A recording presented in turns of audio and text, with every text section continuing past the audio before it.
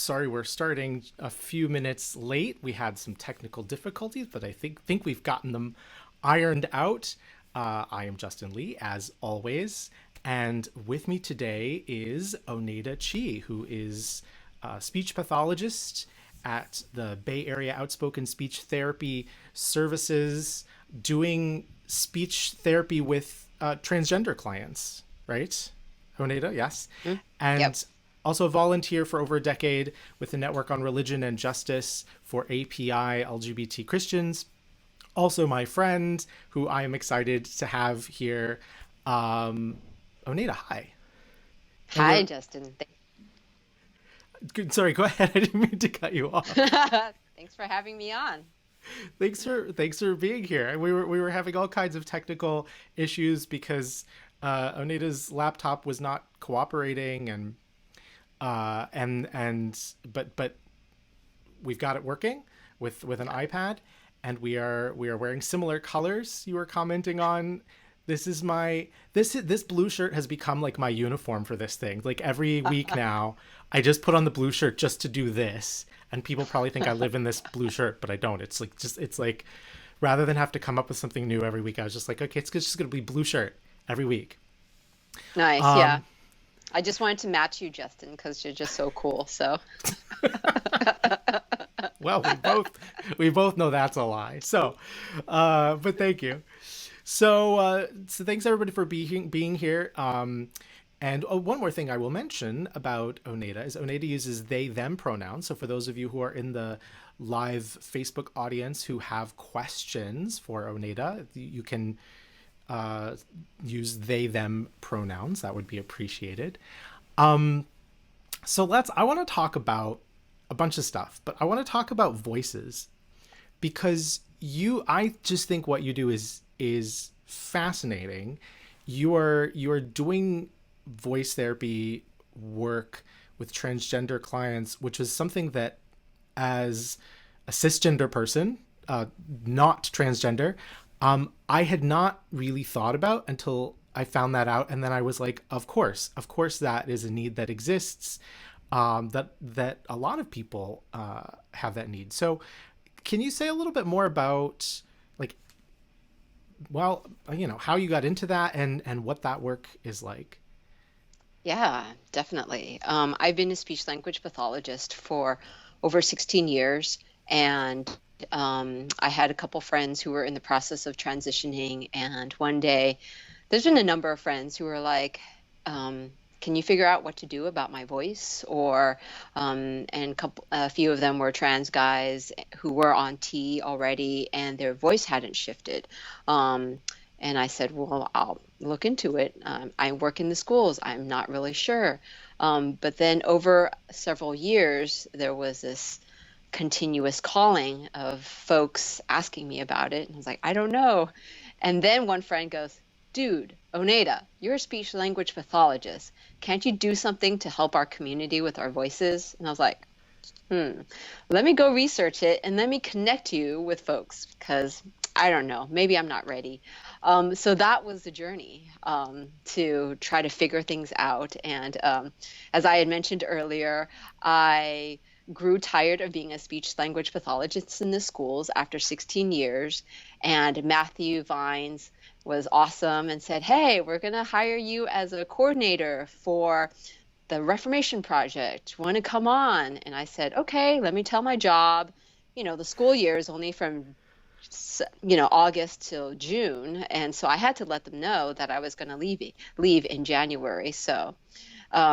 So I said, yes, Matthew, I'm going to be your coordinator for the Reformation Project for our October conference in LA. And so he's like, okay, I'm going to bring you on in January. So I said, okay, I'm just going to quit my job and I'm going to get on. Next thing I know, Matthew Vines, love him, he's great. He's like, Oneida, I come November, I'm not sure I'm ready to have you on in January yet. And I was like, what? I just told my job that I'm quitting. Oh Um, no. yeah, exactly. So I'm like, what am I going to do? And Though it was interesting because God has such unusual timing. And again, these are all these nudging from friends of like, Oneida, you should do something. And I was like, okay, let me just look into this voice therapy and what it's been looking like for trans and gender nonconforming folks. And so I contacted local speech language pathologists in the area, got some information, and most of them were either near retirement or completely impacted and had a waiting list of 6 months to a year. And then I guess I was like, all right, I'll give it a try and see what happens and see if God can figure out some way for me to learn along the way and maybe find mentors. And so because I wasn't going to start TRP, the Reformation Project, in January, and I was like, okay, what am I going to do to find a job? And next, I might as well start my private practice maybe, or look into something like that. And that's kind of what happened. I ended up starting my private practice in January, when Matthew Vine says, okay, I'm ready to hire you in July. I was like, all right, July. Okay, that sounds great. I can have 6 months to start my private practice and see if I can find some money or find some clients or do some good for the community. Or maybe it's just community service I'm going to do for the next several months until I get hired. I don't know. So I was like, all right, God, it's up to you. So in the process, God was gracious and decided to suddenly like drop on my lap about this conference that 3 speech language pathologists were leading in Chicago, transgender voice modification. And it was Christy Block, Leah Halou, and Sandy Hirsch. And so the 3 of them were so gracious and led this amazing conference for speech language pathologists and said, oh, you can get the skills and you can see clients pretty much the next day. And I was like, oh my gosh, this is amazing. So I read and took as many workshops as I could just to read up on the topic. And I had friends who were like, you can try on me. You can try on me. I was like, okay, I'm not exactly sure, but let's try this together. And that's kind of been how I started, building my private practice and working with the community. And actually, because I wanted to give back, right? My idea was, how do I give back to this community, especially for the trans and gender nonconforming folks, because a voice is essential to their safety. I mean, if they're being read female or if they're being read male, I mean, that's essential. And so for me, it was just like, it's a life or death situation for a lot of folks. And so what can I do? Like, I'm going to give like sliding scale. I mean, I'm going to be at the LGBT center. So then my funds, whatever clients pay me, goes back to the center. So I want to be able to have a way to give back. And trying to lead community-based work and services, starting from community centers. And so that's vastly different from what other organizations are doing. I mean, speech therapy clinics, that is. And so taking from the community, I was like, no, I want to give back. And how do I give a percentage back? And that's what led me to my private practice. And yeah, I just continue doing the work in ways I can give back to the community. So, yeah. I think that's amazing, and our, some of the folks watching on Facebook think it's amazing as well. Adam says, so great, there need to be more speech pathologists out there like this. Jennifer says, God does indeed have unusual timing. Elliot says, that is so cool, Oneida, God bless. Thanks, Gregory Elliot. says, so cool. And William wants to know, this is from back at the beginning of the show, if my earpods are also a fashion statement in addition to the blue, and they are a practical necessity from doing a Skype interview like this, where without them you get echo or echo cancellation. That means that one person gets silenced while if the other person makes a noise. And so yeah, unfortunately, it is just part of the technological necessity of doing this kind of thing. Colin says, "Oh, go ahead." You have the cool iPods. I mean, mine's just like, have to be careful not to wrap around my neck, or that's or why like going on the treadmill and you're like, ah. Right. That is why I finally spent the money. I actually did it like, I didn't want to be that guy with these, but yeah, I'm that person. yeah. Well, because it's like eventually I kept getting caught on things, and I would be like walking around, and the cord would catch on something and yank out of my ears, and I'm like, I'm gonna kill myself one Hmm. of these days with these things. So Colin says, Hilarious. I'm so enjoying the sharing of this story. Well, I hope you enjoy the rest of this, because I think this is going to be really interesting. Owen Elliott also says, how do I give back is an incredible thought sticking out at me right now. It's important for all of us to continually think about this for any other group. And I agree. I think that's such a like that that mindset. You know, we live in Hmm. this culture of me first. You know, selfishly, what's Hmm. in it for me, and it's so refreshing to hear people say, no, this is something that I feel called to do because this Hmm. benefits other people, that this is something that I can do that has a benefit for other people. Right. Right.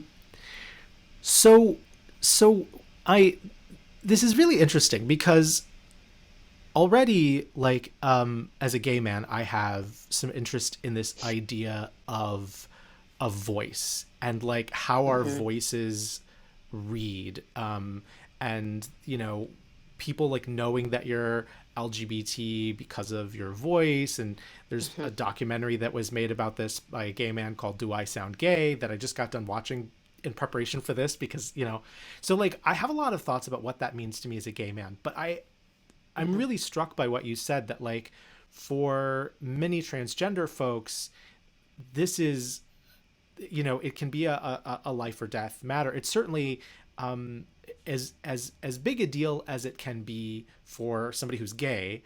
You know, this idea of, do I sound gay, and what does that mean, and am I comfortable with that? You know, it's a much bigger deal for somebody who's trans.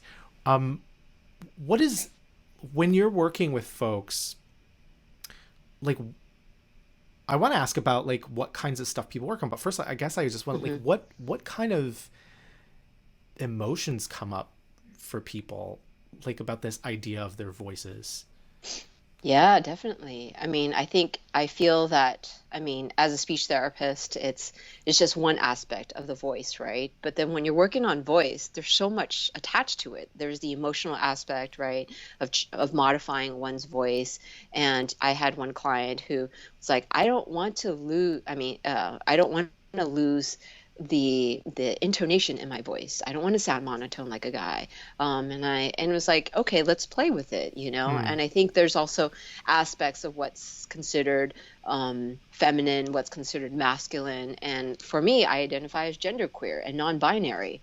And I was in the process of wanting to deepen my voice, actually. And that's what also led me to kind of figure out, like, how can I do this? Like, how can I, you know, for myself? And so I was like, if I can't figure out how to do it for myself, and how can I show my clients? And so that was a process as well too. But I mean, it's so connected to one's like feelings as well, because I'm giving up a part of myself in some ways, right? I'm giving up Yeah. who I was. And some are excited about it, and some are like, well, I'm not exactly sure. I want some resemblance of my other voice. I was like, yeah, let's go play with it. And so I think it's also giving them the freedom to play with their voices and have Hmm. fun with it, as opposed to like, it's going to be life or death, right? But also to give them the liberty of like, there's so much in one's range of voice and how people use their voices, like the uptalk or the upspeak. I mean, even the different dialects that are within the US, right? I mean, you have your southern accent, your eastern accent, your west coast accent, you know, Right.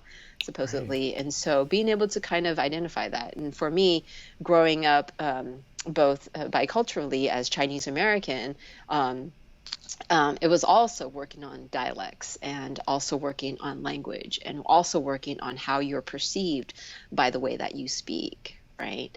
So my Yeah. mom, who is an immigrant who wasn't fluent in English, there was always, for me as a raised here in the US, was like, ooh, apprehension. Oh no, mom, here, let me speak for you instead, because I Hmm. didn't want to give her away. So, in your voice, in the way that you speak, it also gives way to like who you are, and so yeah, it's so loaded. So kind of like piecing that out, but also holding space for people who voices differ. And I mean, especially with singing voice, voices that are sore from singing or laryngitis, and you've heard people with sore voices and like, how are you perceived on the phone? So it's very interesting.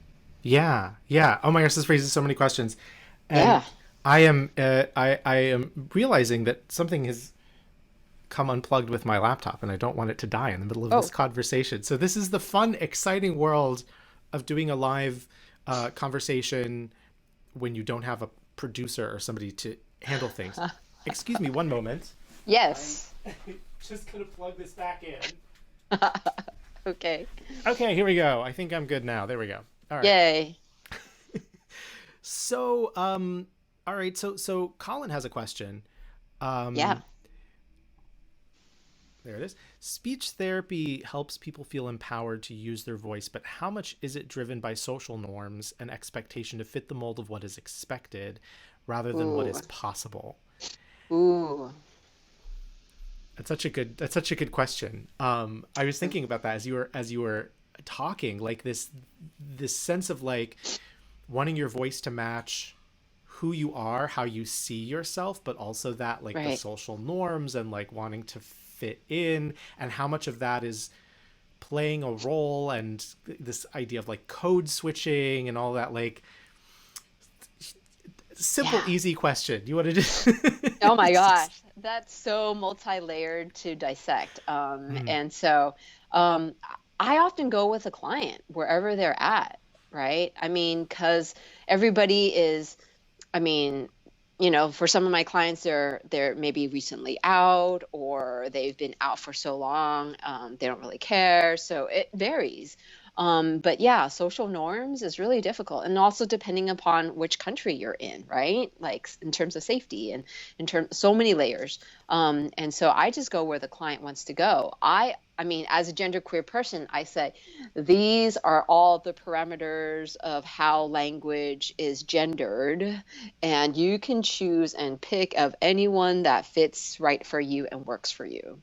mm. Um, so that's generally how I go because I'm old school thought was like, oh, you got to fit these gender boxes. And I don't know. I just feel like millennials nowadays are like, screw that gender box. Like, I'm gender queer. I mean, I feel like so many folks now, like that I'm coming across. I mean, my dear, I've a number of dear friends and family members now that are coming out as like, I'm using they, them. I'm using she and him pronouns. It's like, oh my God, this is so great.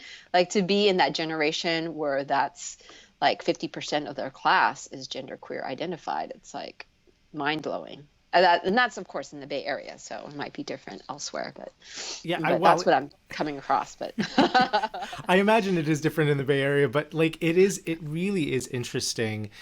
Um, it's, I mean, it's interesting for me. Like I've been doing work in LGBT spaces for a reasonably long time now, not as long as some folks, but longer than others, and it's been interesting to me to see how much of that is new, that people are like coming out and saying that, who even if they felt it inside would not have voiced that back when hmm I first started doing this work. And there's been a learning right. curve for me. When I started doing this work, the conversations I was having were about being gay, and I knew that transgender people were out there, but I didn't have any trans friends at the time. I didn't, hmm it felt like a completely different world to have that conversation.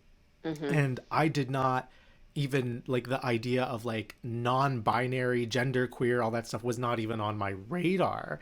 And so like it's still for me like they them pronouns are still an adjustment. We talked about this. I can't remember who I had, my guest was, but I remember having this conversation a few weeks ago about hmm like it's there's an adjustment. Oh, I think it was when Austin Hartkey was on, and we were talking hmm about pronouns, and like sometimes it's an adjustment for people as the culture is changing and our language is changing. Right. Um, but anyway, I don't want to get Yeah. too far away from your what you were saying. So can you talk a little bit about like when you talk about the ways that our voices are gendered, and like they're the different ways that that's true, and like the you said that with your clients you like allow them to focus on matters to them. Hmm. What kinds of things might that be that like most people may not even think about? Yeah, I mean, it all depends, right? For trans masculine folks, usually testosterone works on modifying their voices or deepening their voices because you can add mass, but you can't take away mass. Hmm. But however, testosterone doesn't always impact vocal cords in the same way for each person.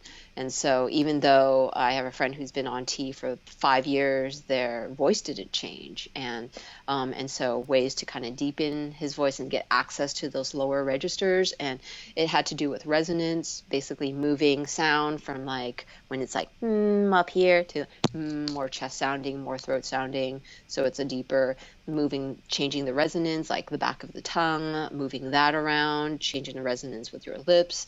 Kind of, as you can see, like I'm deepening my voice. So then there's more like pursing of my lips to lengthen out that vocal tract. So those are ways to do it. For trans feminine folks, basically, it's kind of getting their voice more towards the front, the mask of their face, where it's more nasally, and then raising their pitch just within their range, their optimal pitch range. Every individual has kind of like a range in their pitch, and there are ranges that are kind of like considered feminine, and then there are ranges that are considered masculine, and there are ranges that are kind of in between. If you listen to kids, basically you can't tell if it's a boy child or a girl child, right? Hmm. Oftentimes under the age of 5, you can't really tell. They kind of sound the same, or 2 or 3 or 4, because their vocal folds, sorry, their vocal tract length is about the same, and their vocal folds are the same. And it's not until after puberty that things change in terms of your vocal folds and your vocal tract. It gets either thicker and the mass. So resonance is how things vibrate in your face, in your nasal cavity, in your oral cavity, and in your throat as well too. So then for a trans feminine person, they would be able to kind of find those higher registers in their voice, like the getting to the hum, getting more things in the nasal cavity. There's another exercise called the semi-occluded vocal tract, which is blowing bubbles, getting the hum more towards the front, and then kind of getting raising the pitch a little bit, and then kind of stretching their voice. And so those are some ways and techniques that I use with some of my clients. So There's so much. yeah, That's there's so much to think right. about. And that's just one part of it. I mean, so you're talking about pitch, you're talking about resonance, but also about, intonation of speech, right? So it's like hi versus like hi, Huh. or like hello, or versus hello, right? And so, or when you end, how you end a sentence, right? You can say it was a good day versus it was a good day. Hmm. So it's like, yeah, resonance, pitch, intonation patterns, use of, I think, and again, these are very gender binaries. Like, oh, more feminine speech has kind of filler questions. They ask more questions like, oh, this was good, wasn't it? And there's Huh. more head movement that feminine folks use that more masculine folks don't use.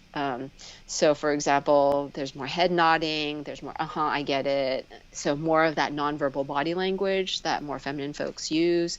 Again, those are very gender binaries, but kind of working on overall ways of communication, using your hands versus not using your hands, how you hold your body when you're talking. Yeah, so it's all of that, those nonverbal body language that also gets perceived in whatever social norms. All this stuff that like is subconscious for most of Yeah, us. Um, right. like I remember reading years ago about like when you're talking about the intonation. Um, I remember years ago reading about that women are more likely in general, again within that kind of gender binary, thinking about what is Hmm. considered like gender typical, straight cisgender, like all of that, um, that women are more likely to have that kind of up and down, and whereas men are more likely to be more monotone, and that one of the things that causes many gay men to sound gay is having more of that kind of up and down in our speech. And Mhm. I remember reading this and thinking, gosh, that is true of how I talk. Mhm. And and it's interesting because I've read different studies that contradict each other in terms of how common some of these differences are versus like just people's perception of differences. Like there was a study years ago that suggested that listeners were actually very good at picking out whether a man was gay or straight based on just listening to him talk. And then another study came along later that said actually they're not very good. It's more whether it's somebody who sounds gay or sounds straight, and they didn't even deal with anybody who was trans or non-binary or any of that. Mm. And you know and it doesn't seem like we have a lot of answers, unless you do and have all the answers. I don't know, but it doesn't seem like we have a lot of answers in terms of how much of this is like just like brain differences and like all the things that affect us, and how much of it is just learned. I mean, like you're talking about kids sound kind of the same, and then Mhm. somewhere along the way, though, most of those young girls start speaking in certain ways and doing certain things, and most of those young boys start doing other things, and the ones who don't are perceived as different. Mhm. And why? I don't know. Like I never set out to sound different from straight guys, but I know that most people, if they have pretty good gaydar, they listen to me and they know that I'm gay.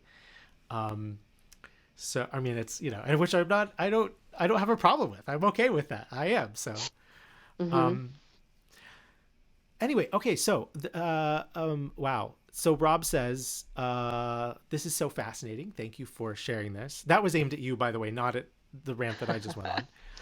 Um, Oh, Kaylin says,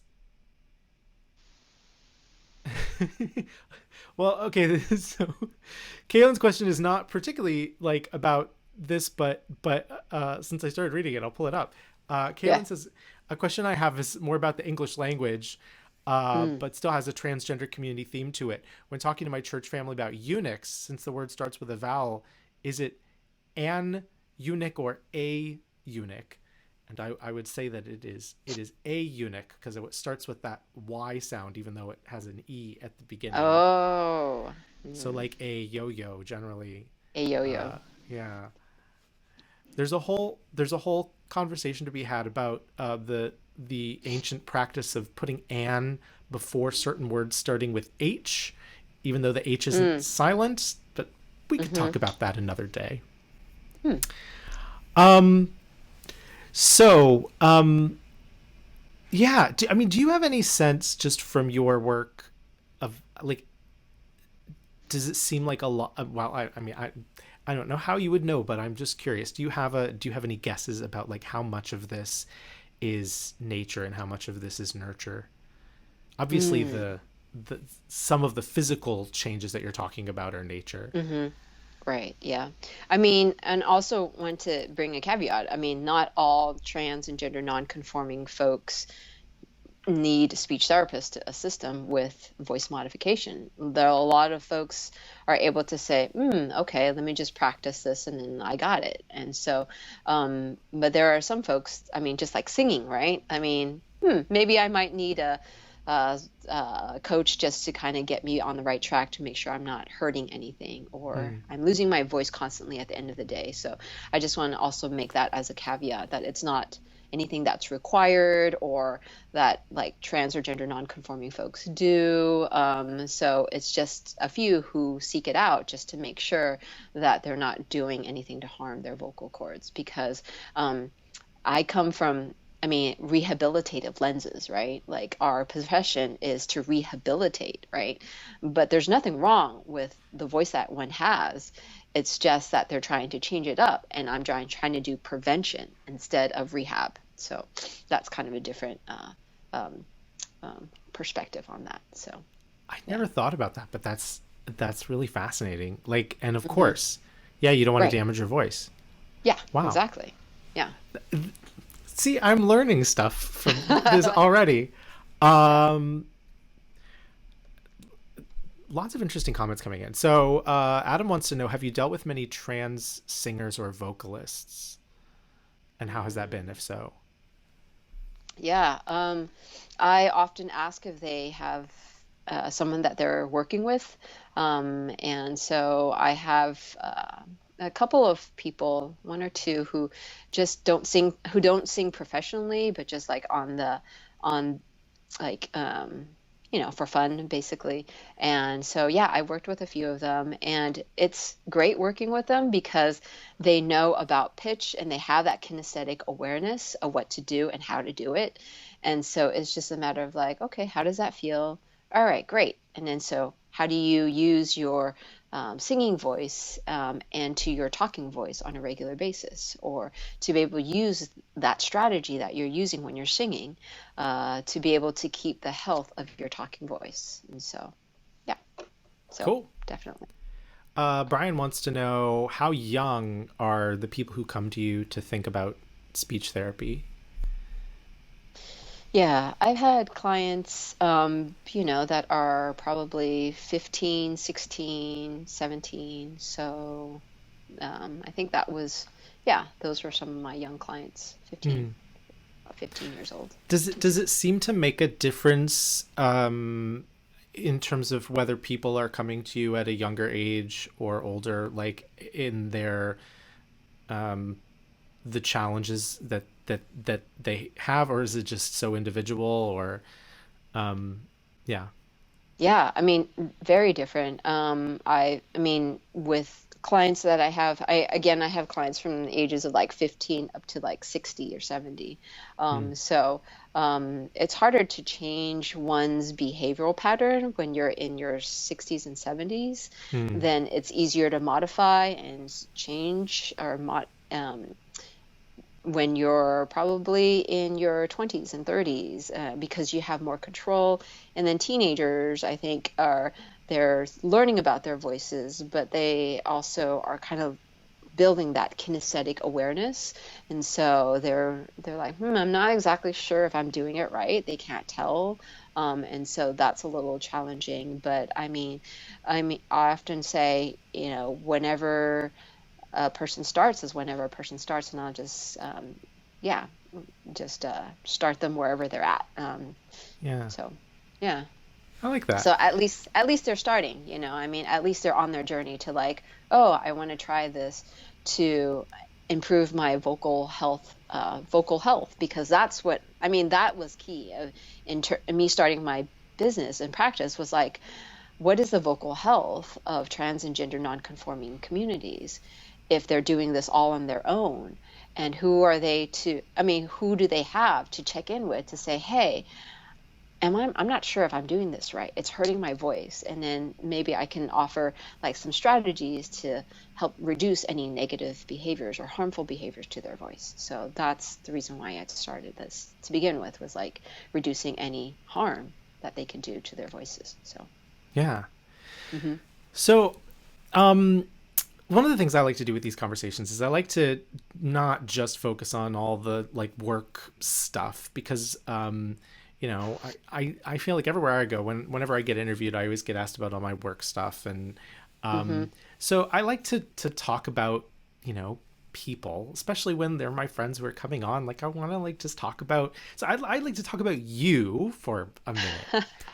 Um, I so I I would love just if you wanted to share just whatever you want to share about your own kind of like your personal journey to where you are with, faith and Mm. gender and all of that. I mean, I don't want to, you don't have to like share all the most private details of your life, but just like what has this journey been like for you? Yeah, thanks for asking, Justin. I just feel like I've been on this journey for, as long as you've been on this journey. I feel like since 1998 or Right? 99, 2000. Yeah, I remember when GCN was like online forum, and I was like, yes, online forums. So, Yeah, I think for me, I was raised Catholic and was part of a Christian community, evangelical Christian community for a number of years in the Bay Area. And but I always knew that there was something different about me that I just couldn't quite fit in. And I think it wasn't until probably I was also part of InterVarsity Christian Fellowship and started a Bible study, Asian American Bible study in Fresno, and I don't know, that's when my faith really grew and I felt about ministry and I was like, oh, I'm going to be a pastor. I want to do ministry work. But God had other plans. um, I don't know. I always get sidetracked by God in some ways. He's I like, know. Oneida. I'm like, what happened? Same, same. Yeah, right. Okay. So I'll kind of like this is connected to being a speech pathologist because you might find it hysterical because I find it hysterical. But anyways, I was like trying to decide what to do. I was like, God, what am I going to do with my life? And then I wound up taking a class called Orientation in Health Careers. And I was like, all right, God, I'm early. I'm going to go look and research some books on health careers, and I was like, all right, God, whatever my finger lands on, boom, speech language pathology. I'm just like, what? Seriously? What the heck? Seriously, right? Seriously. And so that was the journey of being a speech language pathologist because the very same moment I was walking into class, I was like, God, I was like, I I'm terrible at chemistry. I'm terrible at physics and calculus. I'm horrible at. I just wish there was a career where I can be in that and where I don't have to take any of those classes and still do my career. And so lo and behold, that same day was a speech language pathologist. And then her first three words that came out of her mouth within the first 5 minutes was like, and the great thing about this profession, you don't need to take calculus. You don't need chemistry or physics. I'm like, amen, Lord. Yeah. So That's that was my journey, fantastic. right? I was just like, all right, God, that's it. That's my calling. But in terms of coming out, it was hard, right? I'm like trying to figure out my journey and like, okay, I'm going to be a speech language pathologist, and all right, I got that. God's pretty clear about that. But coming out and at church, which wasn't affirming, was really hard. But God always has His plan, right? And so I remember before I got into grad school, applying to be, I was like, God, can I be gay and Christian? Is there a place for me? And I wrote in my journal and I said, all right, I have 2 weeks before starting grad school and I need an answer. And so I applied and like in that 2 weeks, the first thing I landed in was in London and was traveling by myself. And I felt this moment, I was on like uh, in where was it? Piccadilly Square, Yeah. stuck with traffic all going all around, and I couldn't catch the bus. And I felt it was like my life. Like I'm trying to be the good Chinese daughter, but I missed that boat because my mom was so upset at me when I came out. She's like, "You're not my daughter. I can't talk to you." And I was like living with her, and it Oh was really wow. hard. My friends were, "You cannot be a Christian." Um, if you're going to be gay. And so that was that journey. And I just felt like I had lost my friends and my family and my community. I mean, family was family. So, that was your community. And then church. I went to church 6 days a week because there were so many great activities at church. But that was my Wow. second family because there was so many sports. I love sports. And so I did volleyball and softball and basketball and drama ministry and choir and Sunday service. So it was 6 days. It was amazing. I love church, but I lost my family and then I lost my church and that was my community. Like, who do I have? Yeah. And at that moment in time, I like fell on my knees and I was just like, all right, God, just take me home.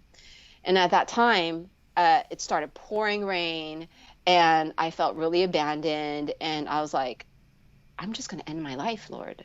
Hmm. And then so I was about to walk off. Sorry, I should have did a spoiler. Trigger warnings. But then God had other plans for me, and a bus just pulled up somehow in front of me, and I was like, "Where did this bus come from?" and the rain had stopped, and then it took me to my hostel. So I was in this entire time I was trying to catch this bus, and suddenly this bus pulls up in front of me. Hmm. God's divine Wow. intervention. And so the next day, I was like talking to a lady in the dormitories, and she broke for breakfast, and she's like, "Oh yeah, I'm a Christian." And my girlfriend couldn't come with me. I was like, girlfriend as in friend, or girlfriend as in girlfriend, girlfriend like you're. And she's like, yeah, my girlfriend, and she's a pastor. And I was like, wait a second, what? What? Wait, wait. Let me back this up. Wait, you're gay and you're a Christian and you're okay with that? And she's like, yeah.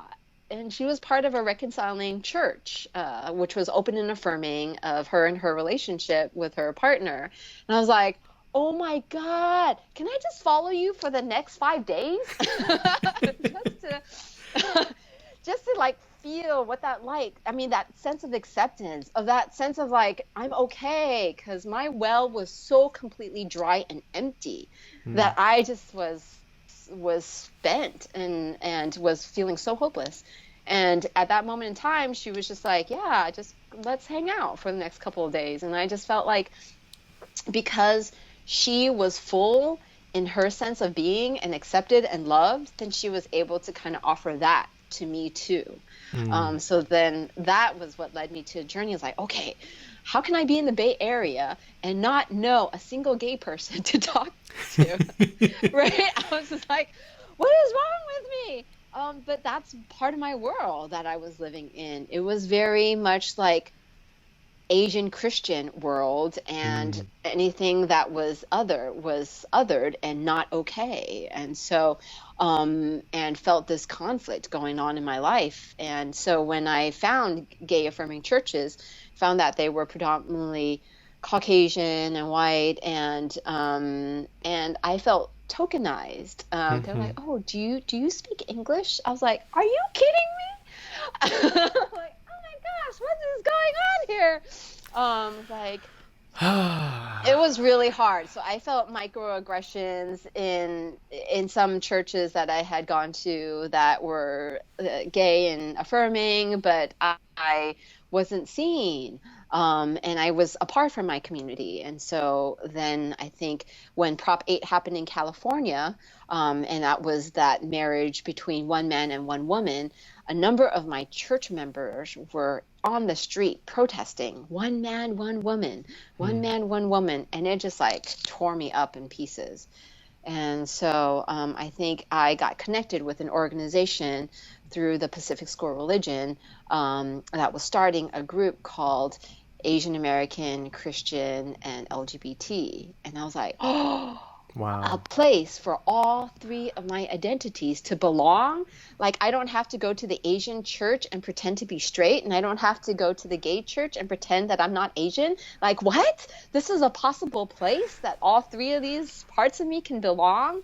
And then so that's how we ended up starting the Network on Religion and Justice for API LGBT Christians. And yeah, and that's been the journey, because um, um, for many folks, they were like, "Oh, I thought I was the only one," and they're like, "No, there's another one like me," and we just got so excited just to see each other, because we felt like we were like the Lone Ranger Christians, or the only ones out there though that is like has that multiple identity as being Asian American and Christian and gay, and we're like, oh, "There's others. Let's group together," and it was interesting to be able to share our stories, because in a cultural community where everything is so much connected in a sense of how we do life together. Hmm. It's about community. It's very based. And so if I were to say that I'm coming out, my mom's like, "Do you know what impact that has on me in my Hmm. community? It's shameful. Why would you do that to me?" So I can't disconnect myself from my mom and not and operate and say, "Oh, I don't really care about you and your identity, because my identity is more important." So it's like, how do you navigate the cultural context of this communal space in addition to your own individuality of of recognizing your identity. So that was a difficult navigation for me growing up here in the Bay Area as both like Chinese culturally and both American culture and U.S. culture.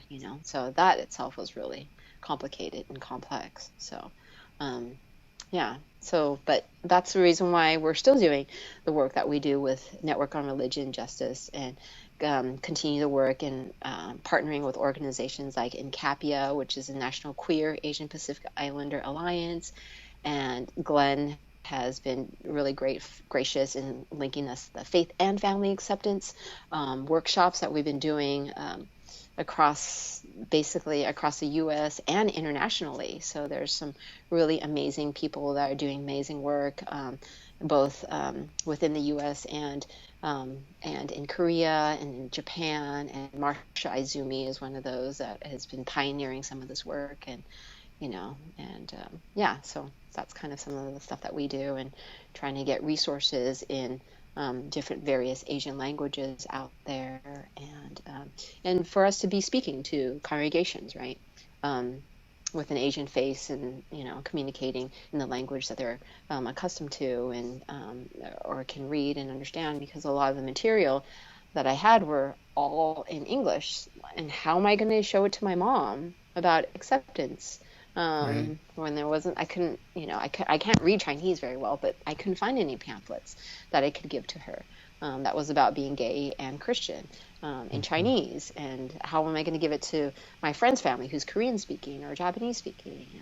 And so that's why we did the video in God's house, because no one else was willing, not many people were willing to step forward to share their story. Then I came forward and say, well, at least it opens the door for dialogue. And if Yeah. my story can help make space for other, gay Asian folks to come out, or to be seen, or to be loved by their family, then that's all God.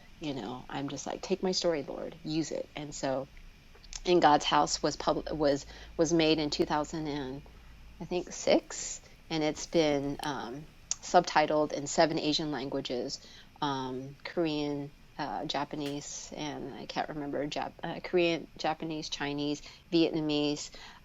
It's in Tagalog as well too, and Malay. So Hmm. and we've been distributing that both internationally and nationally to the seminaries, nationally, internationally as well too, through the Pacific School of Religion. So I've got a various copy of it organizations. around here Yeah. somewhere, but not within easy reach. I should feel. Yeah.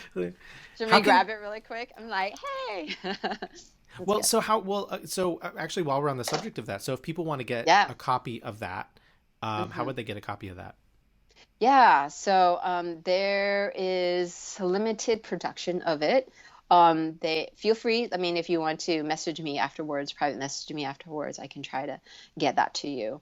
Yeah, that would be great. And yeah, because I think we only have um, only 100 copies left. Oh So wow. and then eventually we'll probably um, put it online, I guess, eventually. But it's been a resource for a lot of folks. So Yeah. yeah, if you need that, just text me, message me or whatever, and I can get that to you. So yeah.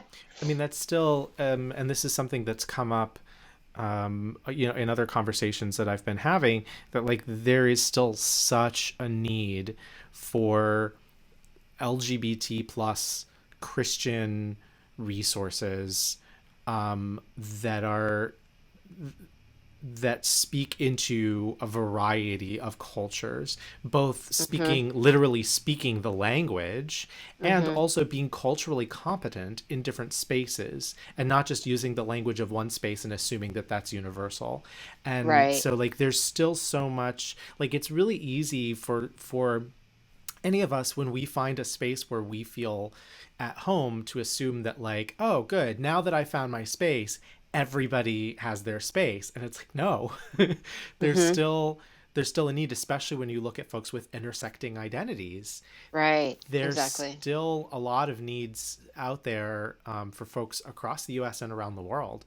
And so yeah, anyway, Yeah. off my soapbox. But yes, I'm with you, and I appreciate your sharing all that. Um, Mhm. so we can wrap up soon. We started a few minutes late, so I think we can run a few minutes late. It's okay. But let me ask you this. Let me just ask you something Yeah. that's like totally not serious. Okay. What do you do for fun? Oh man, dancing. I Really? love to dance. Yeah, This is something I I did love. not know about you. Okay. What kind of Yeah, dancing? What kind of dancing do you like? I love hip hop. I mean, that's how my wife and I met, actually. We met on the dance floor. Wait, Yeah. really? Yeah, really. Okay, wait, you Yeah. have to tell that story. How did that happen? Yeah, and well, I'm also part. I used to be part of GAPA, which is the Gay Asian Pacific Islander Alliance, and I used to be part of their dance company. So, when they invited women to be a part of it, so we would do routines. So it'd be like Madonna's music to like Korean water sleeves and costuming, and it would be like Filipino tinikling to like I feel pretty, oh so pretty, and like like various things that a number of these amazing choreographers did. So that was part of GAPA. So then when they had the dance company, yeah. So I used to be part of a dance company. Yeah. So That's how my wife amazing. and I met, yeah. So God, divine intervention again. Again, God, yeah, this is again. like a theme in your life. It is. God has a really funny sense of humor, and he's like, "Damn, Oneida, I'm like, are you ready?" I'm like, "Oh no." So, so how we met was actually I was in a play. I was in a drama performance, and I do drama plays and skits, and it was called um, uh, lesbian drama. um, and I invited my softball team. Oh my God, I'm so stereotypical right now. I invited my softball team to come to my play, and then afterwards we went out to party and go for a dance. And so, and I saw this girl, and she was like really super cute, and I just like smiled at her, and she smiled back, and I am so nervous about these stuff, like dance, like picking up people, like picking up girls. I was like, oh, here she comes. What do I do? Uh, what I usually do is like introduce to them to everybody, right? It's like when somebody walks up, you're like, hey, how do you met my friend? I mean, right? It's like totally church fellowship, right? Hey, I want to invite you, like, come join us for like potluck, join us for tea time. And so, anyways, I ended up introducing her to like all my softball friends that evening, and then I was like, well, if you want to come to the play, yeah, come check it out. And I gave her my number, but I didn't hear from her. And so it was like a whole month. And I'm like, oh man. So I gave her my number. I was like, oh Lord, okay, if it's meant to be, it will come back. If not, then it was never meant to begin with. Oh. And then so I was like, Lord, make this happen. And then like it didn't happen. She didn't call me. And next thing I know, I had a friend, Trinity Ordona. She's amazing. If you ever look her up, she's an amazing historian, PhD that teaches a class, and she taught a class in LGBT people of color history. It's really awesome, really amazing. And so she was teaching the class, and I signed up, but because there wasn't enough people, got shut down. And the next class that she had was issues in lesbian relationship, and I was like, all right. And she sent a post out, and she's like, all right, folks, we need people to sign up. If they don't sign up, my second class is going to close. I was like, oh no, we can't have that happen to our community. And then so I like emailed folks, and like a bunch of us came to her class to sign up for it, just to be a seat, take space. And then next thing I walked in, and there was Alicia. I was like, ooh, I think I'm going to add the class. And then so, I mean, but little did I know that this class is literally going to be talking about all the issues in lesbian relationship. So, like, on the first date was like, how do you feel about sex? Or like, how do you feel about money and power? Oh my God. Like, how do you feel about having children? It's like, this is our third date. Like, like, yeah, it was pretty amazing. So yeah, it was pretty awesome. So and then I think like after our fourth date of talking about like money, sex, and power and all that fun stuff, and because I was also playing football, and I think like on our fourth date, she I wound up in the ER. I was going for an interception, and actually, like, yeah, it was great. Oh no. Anyways, got the interception. and but wound up in the ER. And she's like, "What's the proper etiquette? Do I show up?" I was like, "No, can you call her and we have a date?" And she shows up at the ER and stayed with me at the general hospital for 8 hours. Oh, wow. And I was like, "Okay, she's a keeper. It's good." Yeah, that was our That's story. that's Epic. amazing. That's amazing. Uh Renee speaks for me with this. I really enjoy hearing your stories. I do too. Thanks, These are Justin. fantastic, and we we need to do this again, and I need to like think of more questions to ask you so you can tell more amazing stories because this is fantastic. I did not know you were going to tell that story, and I'm so glad you did because that's so awesome. Cool. Um, yes. So thank you for doing this. This has been a really fun conversation. I really enjoyed this. This is Me awesome. too. Thanks so Um, much, Justin. I'm so glad that your technology eventually agreed to cooperate because it was a Hmm. little touch and go there. Yeah. Yeah.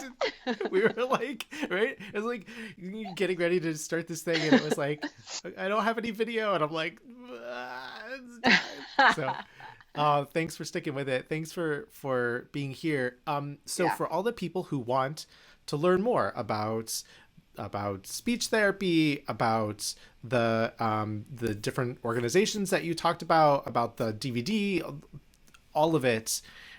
What Hmm. should they know? Where are the places they should go online? Yeah. So www.netrj.org has a bunch of information about that and where to get the DVDs. And yeah, Facebook, Network on Religion and Justice. You can just sign in, sign on. And there's also a really great group called PAC, which is Progressive Asian American Christian Fellowship. And I'm giving a shout out to them because they're also doing a lot of organizing around LGBT inclusion in their churches and stuff like that. So that's a really awesome space. And yeah, I just want to give a shout out to Bianca, who's doing like amazing stuff with like house high schoolers leading workshops, and Susan, Ellen, and Richard are like partnering in Sacramento to give like LGBT family support group. Jesse and Izzy are part of Creating Change and partnering with Incapia to do faith and family acceptance. So shout outs to all of them and for their work as well too. Awesome. And shout out to you all. Thanks so much for connecting and listening. So thanks, Justin, for being a Thanks. part of Oh, it. and what about Bay Area outspoken speech? Where do they go Hmm. for that? Yeah, Bay Area outspoken speech. Yeah, just go ahead and Google it and message me if you or anybody are interested in services. And then I'm licensed in California, so I can work with folks in California. But if you're not in the California Bay Area, check in with me because I have other folks that I can connect you to as well too. So And they can contact cool. you on that website? Yeah, exactly. Cool. Awesome. Yeah. Well, thanks. Thanks everybody for watching, and as always, special thanks to my Patreon patrons for making this possible, and special thanks to all the gold stars. That's Terry and Larry and John and Bruce and Carol and Liz and Tom, who are awesome. Extra special. All of you are awesome, but you guys are extra special, awesome, and extra special thanks to Oneida Chi for being here. Thank you. Thanks, Justin. Um, and I will be back with another one of these next Monday. So tune in then, and you can catch all the reruns on my YouTube channel, youtube.com/GeekyJustin. And so until Yay. then, see you later. Bye. Bye.